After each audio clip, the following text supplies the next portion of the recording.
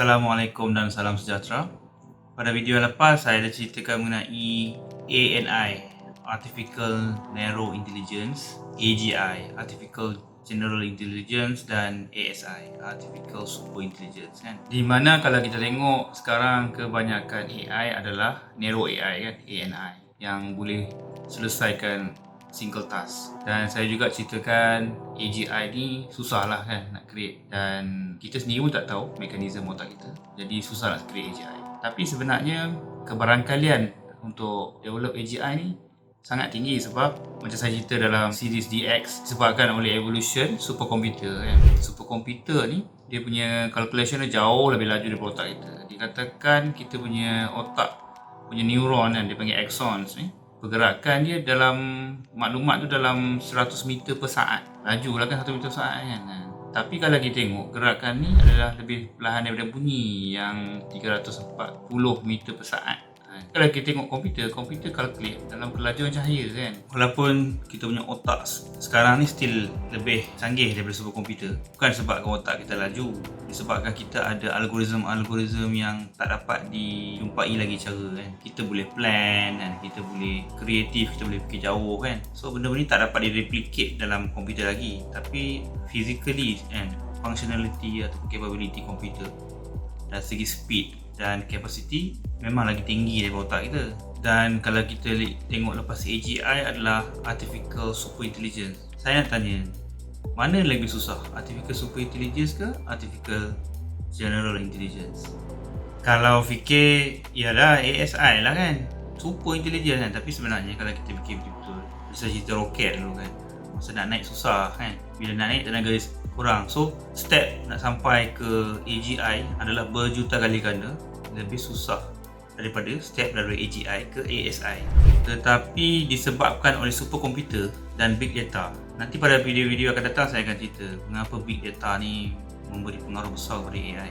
Dengan kita masukkan data yang besar dalam superkomputer, kita boleh create dalam satu minggu mungkin 20,000 tahun punya value ataupun masa dalam alam digital kan, yang menyebabkan AI dapat jadi bijak dengan cepat dan dikatakan exponential growth lah kan. Sekarang kita boleh nampak gerakannya masih slow daripada ANI ke AGI, tapi bila sampai ke AGI dengan masa yang sangat singkat, dikatakan manusia akan sampai ke ASI. Dan Elon Musk juga memberitahu perlukah kita buat super intelligent, because super intelligent adalah satu benda dia anggapkan sebagai satu perkara yang boleh menghancurkan atau memusnahkan manusia lah kan. Satu senjata yang sangat berbahaya, yang jauh lebih berbahaya daripada bom nuklear, ASI ni. So banyak debate lah. Tapi kalau kita tengok manusia, saintis-saintis AI dia seronok lah, macam saya cakap daripada zaman dulu.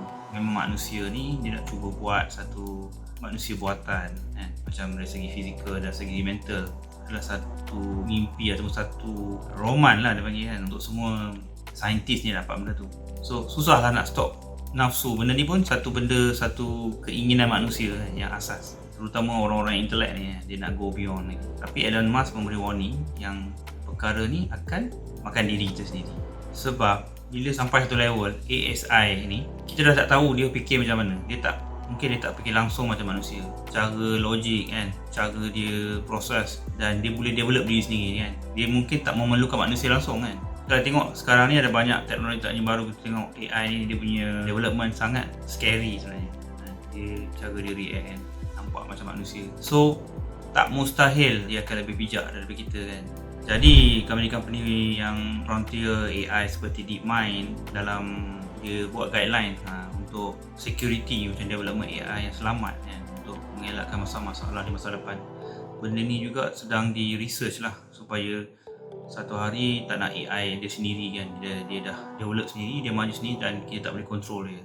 Next, saya nak pergi 4 jenis function AI. First adalah reaction machine. Reaction machine ni macam perkataan dia lah, macam contoh AI yang main chess kan, yang IBM buat, Deep Blue kan, dia menang dengan Kasparov kan. Jadi react machine ni maksudnya dia react mengikut input dia lah, macam chess kan. Bila gerak satu, dia gerak kan. Dia tak ada create simulation balik keadaan tu, dia just balas apa yang jadi. So dia ada preset knowledge yang dia belajar dan dia react lah. Dan masa kita tengah main chess tu sebenarnya dia tak belajar, dia just respond to apa yang dah dia belajar. Yang ni contoh react machine. AI level yang kedua pula ni, dia dipanggil limited memory. Limited memory maksudnya AI yang dia simpan maklumat yang dia pengalaman dia dan dia react based on that. Contohnya adalah yang saya cerita dalam autonomous drive kan. Dia ada radar kan, so dia kena check keliling dia ada orang ke, ada benda ke. Dia akan create dalam dunia dia keadaan tu balik. So dia akan simpan dalam temporary memory dia dan dia react based on that. Yang ni dipanggil sebagai limited memory. Dan type yang ketiga ni adalah theory of mind. Maksudnya AI ni dia boleh faham emotion kita dan sentimen manusia kan. So dia ada dia punya macam akal lah kan. Dan kalau kita tengok sekarang ni dalam proses nak finishkan peringkat ni lah. Kalau kita tengok kebanyakan dalam big data apa saya cerita, dalam variety kan, kebanyakan data sekarang adalah non-structured, iaitu bunyi kan, macam gambar, video dan sebagainya. So sebenarnya dalam non-structured data ni, seperti bunyi kita, muka kita, video kita kan, suara kita, ada unlimited potential untuk ambil data kan.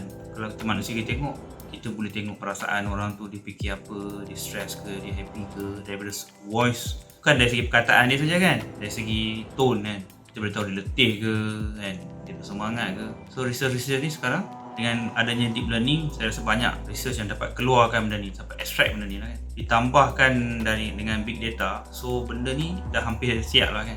Contoh research yang famous adalah Kismet kan. Dia robot ni dia tengok kita, dia emphasize kan, tengok, dia understand dan dia react based on kita punya air muka. Kismet ni dia replicate lah, dia replicate balik kan. Maksudnya dia faham lah. Dan yang kalau tengok yang sekarang tak juga baru, Sophia lah kan. Robot Sophia ni dia more complicated lah, more advanced. Dia ada banyak lagi intelligence yang memahami emotional kita dan cuba balas kita, cuba bersembang dengan kita kan. Malah Sophia ni selain daripada dia faham je, dia cuba create balik reaction kan. Maksudnya dia simulate balik react kita.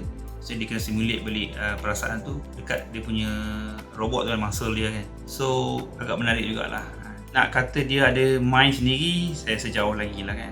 Dan saya rasa theory of mind ni adalah salah satu kunci kepada AGI tadi saya cakap. Dan yang keempat adalah self-awareness.